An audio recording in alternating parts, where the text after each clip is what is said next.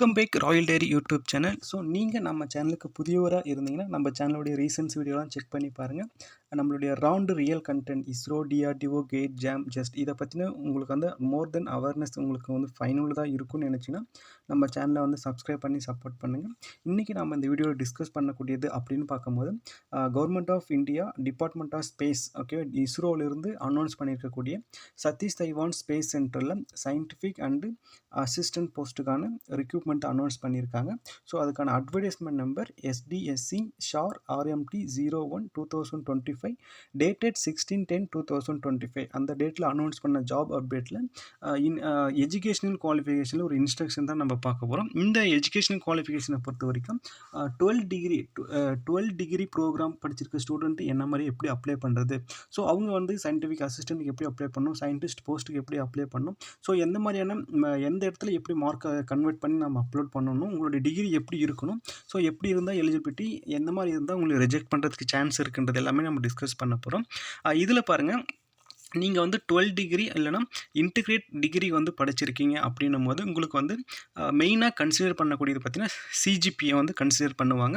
அப்படி இல்லைனா percentage. Okay, percentage வந்து கிராஜுவேஷன் இல்லை போஸ்ட் கிராஜுவேஷன், அதாவது பிஇ, பிடெக் இல்லை எம்இ, எம்டெக், எம்எஸ்சி, பிஎஸ்சியில் வந்து நீங்கள் வந்து மென்ஷன் பண்ணியிருப்பாங்க, செப்பரேட்லேயே வந்து மென்ஷன் பண்ணியிருப்பாங்க. இல்லைனா வந்து உங்களுக்கு வந்து ஜாயின் எம்எஸ்சி, ஜாயின் பிஹெச்டி இந்த மாதிரி கோர்ஸ்லேயும் உங்களுக்கு வந்து மென்ஷன் பண்ணியிருப்பாங்க. 12 டிகிரி ப்ரோக்ராமில் வந்து அந்த சர்டிஃபிகேட்டில் வந்து மென்ஷன் பண்ணியிருப்பாங்க. சரிங்களா? ஸோ அப்படி மென்ஷன் பண்ணாமல் இருந்தாங்க அப்படின்னா நீங்கள் வந்து உங்களுடைய யூனிவர்சிட்டியில் வந்து நீங்கள் வந்து ஒரு லெட்டர் பேட் வந்து வாங்கிக்கோங்க.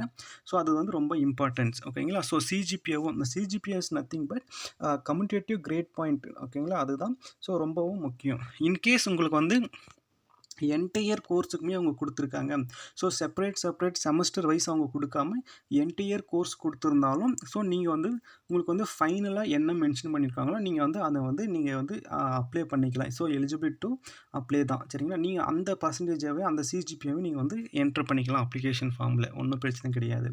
இன்கேஸ் யூனிவர்சிட்டி, இன்ஸ்டியூஷன் இந்த மாதிரி எதுவுமே அவங்க வந்து மென்ஷன் பண்ணாமல் கொடுத்துருக்காங்க அப்படின்னா உங்களுடைய மார்க் ஷீட்டில் ஸோ அவங்க வந்து இனி ஏதோ ஒரு செமஸ்டர் கொடுப்பாங்க.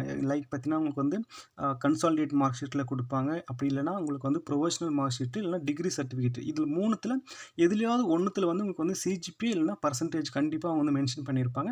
ஸோ அதில் என்ன இருக்கோ அதில் இருக்கிறத நீங்கள் வந்து ரெக்கக்னைட் பண்ணி இந்த கோர்ஸ் என்டையர் கோர்ஸ் ஸ்டடி பண்ணதுக்கான பர்சன்டேஜாக நீங்கள் வந்து அதை போட்டுக்கலாம். ஸோ எந்த பிரச்சனையும் கிடையாது.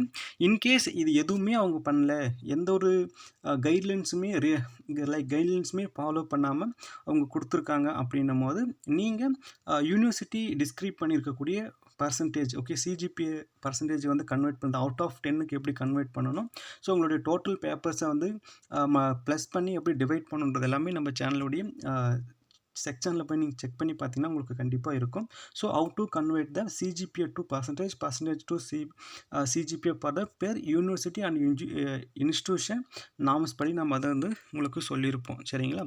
ஸோ அடுத்து வந்து நீங்கள் போத், ஓகேங்களா, உங்களுக்கு வந்து சிஜிபிஏவும் சொல்லியிருக்காங்க, பர்சன்டேஜும் சொல்லியிருக்காங்கன்னா உங்களுக்கு வந்து எந்த பிரச்சனையும் கிடையாது. நீங்கள் வந்து eligible for ISRO eligibility education qualification நீங்கள் எலிஜிபிலிட்டி இதில் நீங்கள் ஏதாவது ஒன்று சிஜிபிஏ இல்லைனா பர்சன்டேஜ் மார்க்கை நீங்கள் என்டர் பண்ணிக்கலாம். சரியா? ஓகே.